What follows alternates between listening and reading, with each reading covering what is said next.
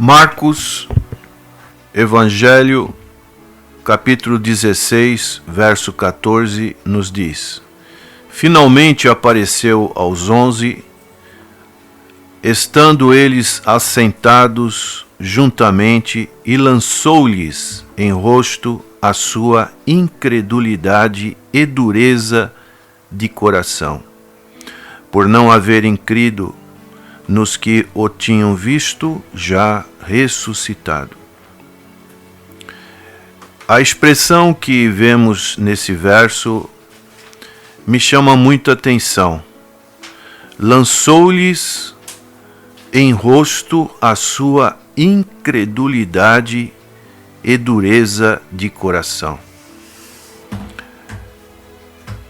A questão é: como você tem crido ou você continua incrédulo diante da pessoa de nosso Senhor e Salvador Jesus Cristo, diante da revelação geral que Deus faz através da natureza, a revelação especial que Deus faz através da palavra de Deus, a revelação que Deus faz através do seu povo, nos testemunhos, onde a realidade de uma transformação de vida é algo real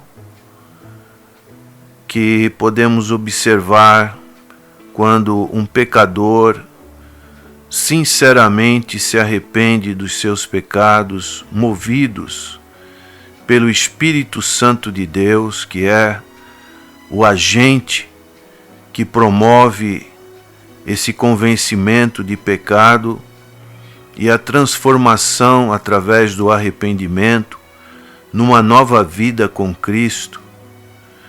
Isso é inegável, é algo real, algo que podemos distinguir no decorrer da nossa existência junto às realidades espirituais no qual vivemos. Podemos ver isso nas pessoas, mas ao mesmo tempo podemos também ver isso que o Senhor viu, falando aos seus 11 discípulos, pessoas que ficaram com ele 3 anos e meio, pessoas que comprovaram a sua divindade, pessoas que viram seus ensinos, pessoas que viram seus milagres,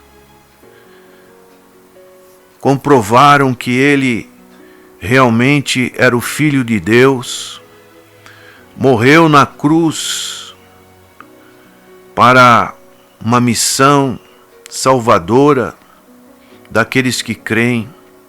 Agora o Senhor Jesus já estava ressuscitado, mas mesmo assim, diz o texto, que eles não tinham crido, porque outras pessoas já tinham relatado que ele havia ressuscitado, mas os 11, diz o texto, que ainda estavam em incredulidade e dureza de coração. O que faltava para esses 11 creem no Senhor Jesus Cristo. E essa mesma situação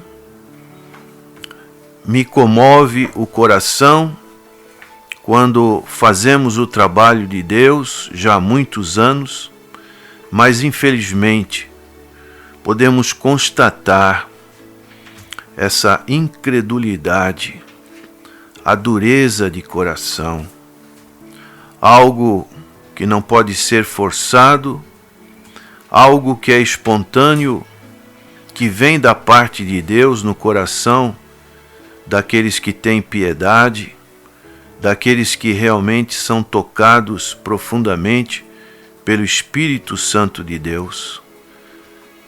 Esse Essa palavra incredulidade, ela vem do grego apistia. Então é um termo que se usa como que dizendo falta de ação, falta de fé. E nós vemos aqui pessoas difíceis, como foram os discípulos, de convencer-se de um fato tão notório, pessoas tão céticas, que nunca consideravam algo como verídico, até que todas as evidências a comprovassem. Então isso é um modelo que podemos tirar também para o nosso contexto atual. É o que nós podemos ver, infelizmente, no meio da humanidade e da sociedade que vivemos, e até mesmo dentro da igreja, podemos ver incredulidade e dureza de coração. O Senhor Jesus Cristo, quando começou o seu ministério, ali na sua cidade de Nazaré, diz o texto que ele não fez ali muitas maravilhas, por causa da incredulidade deles.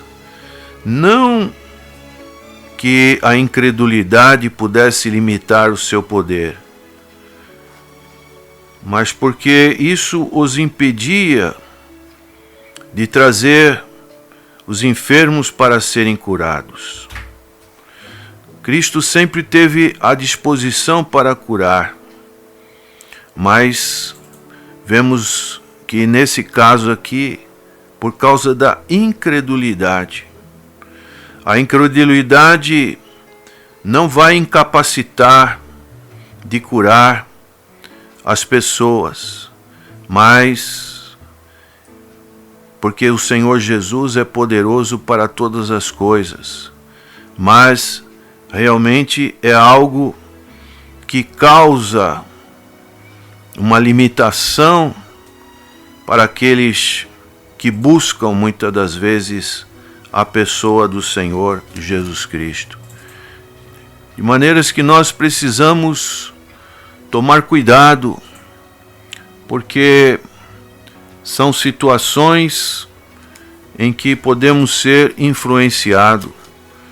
O apóstolo Paulo, em sua epístola aos Romanos, ele utilizou muito da nação de Israel nesse contexto da incredulidade, e ele, esse importante livro doutrinário da justificação pela fé, ele vai dizer no capítulo 3, no seu verso 3, ele diz o seguinte a respeito desse tema: pois que, se alguns foram incrédulos, a sua incredulidade aniquilará a fidelidade de Deus? Uma pergunta importante que o apóstolo Paulo faz, e nós podemos responder através do verso 4. Ele diz: de maneira nenhuma, sempre seja Deus verdadeiro e todo homem mentiroso, como está escrito, para que sejas justificado em tuas palavras e venças quando fores julgados. Então, essa incredulidade, tanto do judeu como do grego, do gentil, não pode aniquilar a fidelidade de Deus. E o apóstolo Paulo dá o exemplo de Abraão. Em Romanos capítulo 4, verso 20, ele diz que Abraão não duvidou da promessa de Deus por incredulidade, mas foi fortificado na fé, dando glória a Deus. Então Abraão já tinha muita idade, sua esposa também, mas Deus tinha lhe prometido um filho, e esse filho seria o filho da fé, e ele creu. Quando ele creu, isso foi imputado como justiça. Então ele é considerado o pai da fé. E dessa maneira nós vemos que Abraão é um exemplo dessa fé tão importante que todos nós precisamos ter na nossa vida, especialmente na nossa vida que estamos com Deus. Não podemos duvidar das coisas que Deus pode realizar, e assim isso nos dá essa chama para que realmente possamos crer.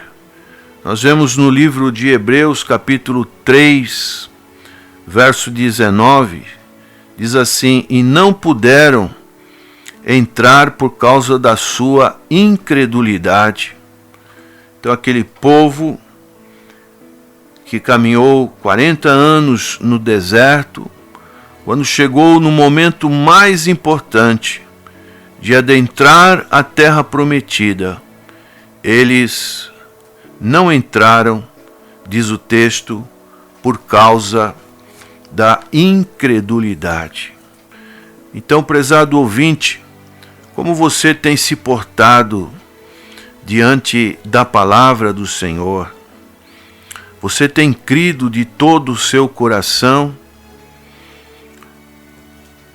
Hoje nós vivemos num período que podemos dizer que muitos creem, mas não creem. Creem duvidando. E essa crença, ela é uma crença perigosa. É uma crença que pode trazer derrotas. Nós vemos o exemplo do apóstolo Pedro, quando o Senhor vai prever a negação de Pedro. Diz o texto de Lucas, capítulo 22, verso 31, disse também o Senhor: Simão, Simão, eis que Satanás vos pediu para vos cirandar como trigo. O Senhor utilizou de uma expressão agrícola, como o trigo era separado do joio. E diz o texto: mas eu roguei por ti, para que a tua fé não desfaleça. E tu, quando te converteres, confirma teus irmãos. Então podemos observar nesse caso aqui que Pedro caminhava com o Senhor Jesus Cristo, mas ele ainda precisava ser fortalecido na sua crença. E Pedro, ele respondeu para o Senhor: Senhor, estou disposto a ir contigo até a prisão e a morte. Um tipo de orgulho e soberba que ocasionou a queda de Pedro. E isso pode acontecer com qualquer um de nós. Por isso precisamos sempre estarmos na presença de Deus. E aí o Senhor dá o seu veredito. Pedro, digo-te, Pedro, que não cantará hoje o galo antes que 3 vezes negues que me conheces. E aí nós conhecemos todo o desenrolar dessa situação que ocorreu com Pedro. E hoje nós estamos num mundo em que Paulo diz, porque as suas coisas invisíveis, desde a criação do mundo, tanto o seu eterno poder como a sua divindade, se entende e claramente se veem pelas coisas que estão criadas, para que eles fiquem inexcusáveis. Portanto, tendo conhecido a Deus, não o glorificaram como Deus, nem lhe deram graças, antes em seus discursos se desvaneceram, e o seu coração insensato se obscureceu. Dizendo-se sábios, tornaram-se loucos, e mudaram a glória do Deus incorruptível, em semelhança da imagem do homem corruptível, e de aves, e de quadrúpedes, e de répteis. Então vemos aqui esse conhecimento que está no verso 21. Não o glorificaram como Deus. Quando uma pessoa se afasta do Deus verdadeiro, ela vai procurar, pelo seu instinto da sua criação, a imagem e semelhança de Deus. Ela vai estar em trevas e vai procurar outros deuses, como Paulo diz, feitos à semelhança do homem corruptível, um homem devastado pelo pecado, pelo seu afastamento de Deus. E nós podemos ver isso na nossa sociedade hoje, principalmente no nosso país, onde a corrupção ela entrou de uma maneira tão vigorosa que hoje a corrupção para muitos é o certo. E o certo que deveria vir da justiça da palavra de Deus são o errado, são os desprezíveis. Então vivemos uma inversão de valores nunca jamais vista em nossa sociedade. Por quê? Porque a nossa sociedade ela se afastou de Deus, e se afastando de Deus, Deus os entregou às concupiscências de seus corações, à imundícia, para desonrar seus corpos entre si.